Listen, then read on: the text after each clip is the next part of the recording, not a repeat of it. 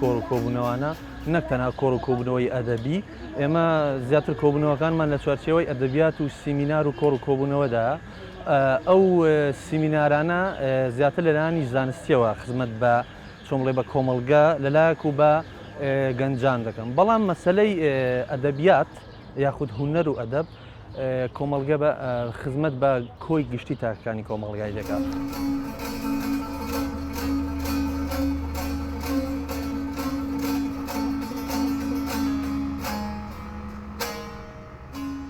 ئەمڕۆ ئێمە هەوڵماندا دوو لایەن نزیک بکەینەوە لایەنێک موسیقاکە بوو وەکو هەمیشە لایەنە هونەریەکەی ئاوازەکانی هەروەها ناساندنی ئەو کولتورە کە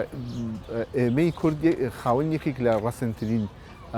جۆرە موسیقەکانی جیهانین ئەوە شانازیە بۆ ئێمە.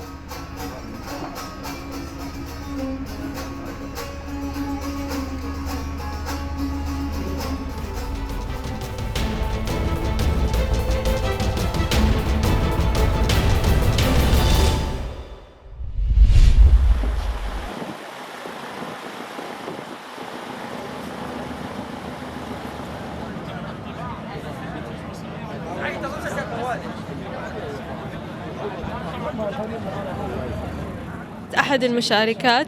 معرض كتاب الدولي الرابع الذي أقيم في مدينة الموصل ضم المعرض العديد من الفنانين التشكيليين وكذلك الكتاب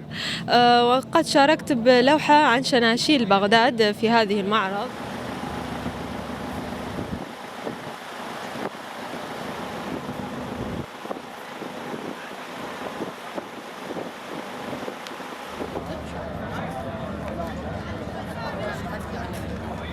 خمسة معارض فنية تشكيلية يتقدمها معرض خاص بالخط العربي والزخرفة الإسلامية باسم الكبير العلامة المرحوم يوسف ذنون وتلامذته الكبار ممن أجازهم في مزاولة الخط العربي وممن خرجوا من معطفه ومن مدرسته الخطية والزخرفية.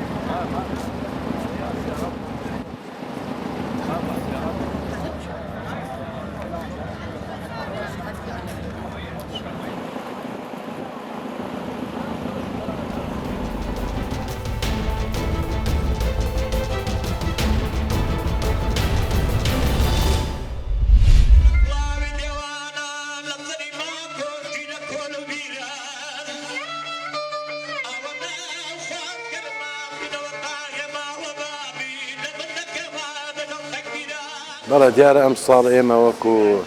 ماڵی ڕۆشنبیری و کەلەپوری قەڵازدێ بە هاوکاری چەند هونەرمەند و چەند کەسایەتێک قەڵازدێ هەڵساین بە ئەنجامدانی فیستیڤاڵێک کە چالاکیەکان لە چەند ڕۆژی ڕابردوودا یەکێکیان بریتی بوو لە گواستنەوەی بووک و زاوا لە شێوازی کۆن و هەروواکردنەوەی پێشانگایەک و چەند چالاکیێکی کە و ئەم شۆش لە ئێمە لە ماڵی کەلەپوری قەڵازدێ شەوە ئاهەنگێکمان بۆ هونەرمەندی میلی فتاحی سەوزەواری بە هاوکاری چەند هونەرمەندێکی قەڵازێ ئامادە کردووە.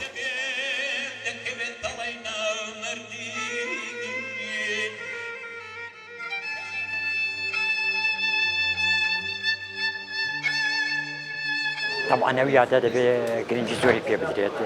دیارە ساڵانە کەمتر گرنگی بەو یادەدراوە بەڵام ئەمە ئەو ساڵ وەک ماڵی کەلەپوری ڕۆشنبیری پشدار بڕیارمان داوە کە ساڵانە لێرە بە دواوە گرنگیکی تایبەتی پێ بدەین کە لەو یادەدا حەوت ڕۆژ بە ناوی فیستیڤاڵەوە 7 ڕۆژ ئەو یادە بەردەوام بێت.